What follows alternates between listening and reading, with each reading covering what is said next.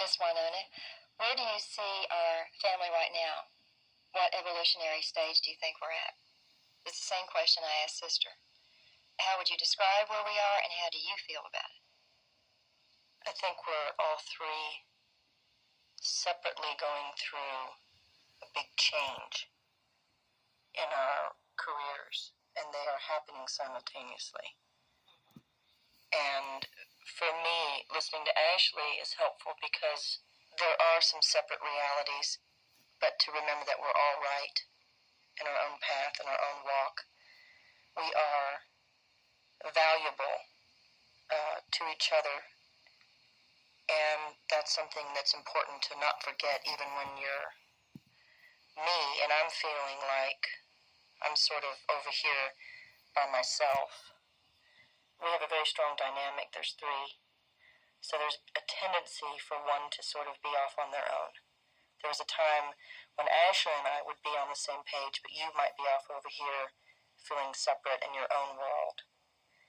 And I think right now what's interesting for me as a sister is watching my sister go through all the things that I went through at her age, but watching her have to do it herself and watching her have to establish her life, and then watching you come out with this motivational tape and your stuff is all happening. And then for myself, I'm sort of back to the workplace and getting my career back on track.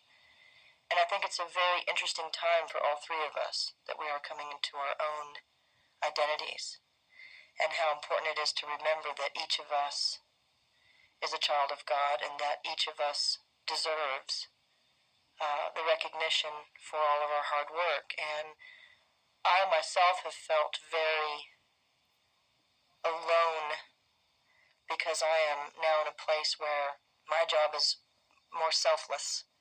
You know, I have the two children, trying to stay married, trying to be in the studio, trying to, honor all of my commitments. And then I will touch base with Ashley and realize what she's going through is equally as important to her as what I'm going through, and how vital it is for each of us to remember that we have our separate agendas. Our own realities. Talk more about that, because I know that's one of the biggest revelations that you've had in being able to understand the other members of our family.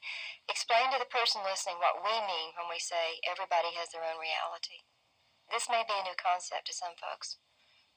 Well, I've been in Christian counseling now for 6 years, and one of the things I've learned is, and I will try to explain this in layman terms best I can, because it is a psychological journey that I've been on, but I think it's important to remember that each person in the car, on the drive, on your vacation is seeing and feeling different things all within, the same space, and that my disagreements with my sister have turned out to all be, most of the time, misunderstandings of what someone said and what they meant.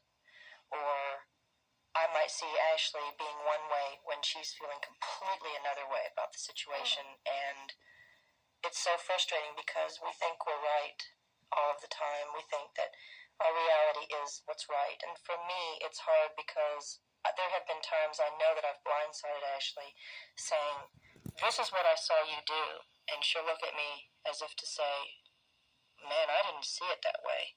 This was my reality here." And then for us to explain it to each other, you can have a better understanding and have walked in their shoes and have a good idea of what they're feeling. I think it's real important. The 3 words that are mandatory in our family, as well as in my marriage, are communication, compromise, and compassion.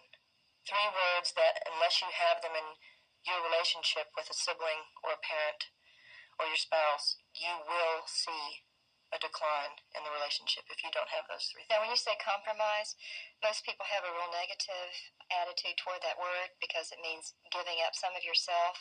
Don't you think compromise means simply understanding and seeing the other person's reality? I think that it's an actual verb. It is an act. And when you are compromising, what you are essentially doing is delaying yourself for just a few moments and really hearing that person, ingesting and processing what they are saying, and then when you come out on the other side of having really listened to them, the perception that you have, that is your compromise. I regard compromise as merely accepting somebody else's variables for a while, because it's very infrequent that you remain unchanged in your opinion and your perception if you have truly heard someone else. Also, too, for me, compromise means it's not about charity as much as it is tithing. When I compromise, yes, I'm not giving up who I am. I'm giving up what I want to do. I'm giving in to, having had 2 children, I now understand that to compromise, when Elijah is sick, there's no question that I will go on stage that night with my hair in a ponytail. And it's not because I don't love myself, it's because what really matters in this life is that the relationship is that he trusts me and that he knows I'm there for him. And there are certain things in this life that you really do have to come to terms with when it comes to family. To compromise is not giving up yourself. It's giving into God's grace, and to me, that's where I try to walk as often as possible. I think people mistaken that idea with, well, I don't matter if I give in to